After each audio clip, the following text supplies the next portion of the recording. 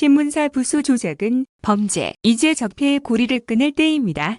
같은 샘물이라도 젖소가 먹으면 우유가 되지만 독사가 먹으면 독이 됩니다. 언론이 주권자인 국민의 이성적 사고와 합리적 선택의 토대가 되는 진실을 전하지 않고 정보 왜곡을 통한 민주질서 훼손이라는 독을 토하면 청산에 마땅한 적폐가 됩니다. 반대로 진실을 있는 그대로 전달해 민주적 의사 형성에 도움이 된다면 민주국가의 제4부인 공기로서 존중받는 것이 결코 과하지 않을 것입니다. 3개월 이내 사용해야 하는 지역화폐로 재난지원금을 지급해 전액 소비하게 했더니 70% 소비는 기존 소비를 대체했지만 30%는 추가 소비 지출이었다는 KDI 보고서를 두고 어떤 언론이 재난지원금 30%만 소비라고 보도했습니다. 재난지원금이 소비 확대 효과가 거의 없으니 지역화폐 보편 지원 아닌 선별 현금 지원해야 한다는 여론을 조작하기 위한 것으로 보입니다.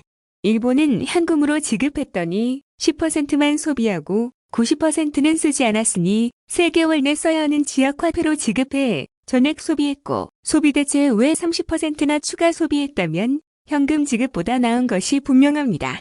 극단적으로 30% 증가는커녕 전역 소비 증가가 없이 전액 기존 소비 대체만 했다 해도 승수 효과가 적은 유통 대기업 매출을 승수 효과가 큰 골목 상권 영세 자영업 매출로 대체하여 매출행극화 완화, 카드 수수료 저감, 경제 활성화 효과가 있는 것은 분명합니다. 여론 조작과 진실 왜곡으로 기득권에 복무하려면 영향력 과시가 필요합니다. 보도 영향력 제고를 위해 언론사가 무가지 살포로 부수를 늘리고 실제 유가 부수를 조작하는 일이 다반사였습니다.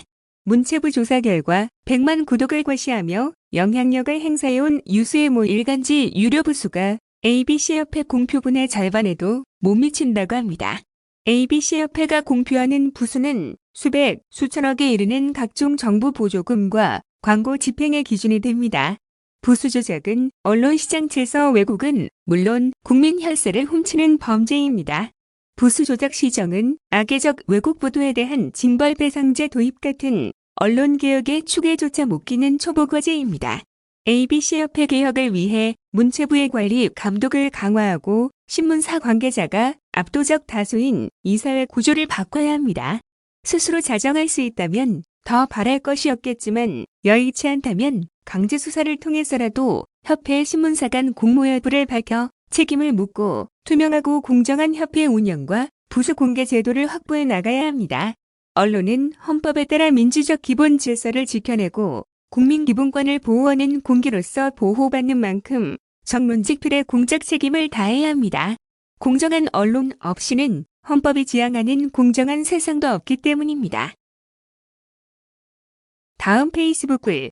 외국인 노동자도 기본적인 권이 있습니다. 헌법은 국적에 따른 차별을 허용하지 않습니다. 외국인 노동자를 수입할 것이냐? 문제는 변론으로 하더라도 일단 국내 취업을 허용한 이상 최소한의 인권이 보장되어야 하고 법률의 보호를 받아야 합니다. 외국인이라 하여 사람이 살지 못하게 되어 있는 불법 비닐하우스에 살게 해서는 안 됩니다. 농지법 건축법에 의한 명백한 불법을 다른 법으로 허용하는 건 더더욱 안 될 일입니다.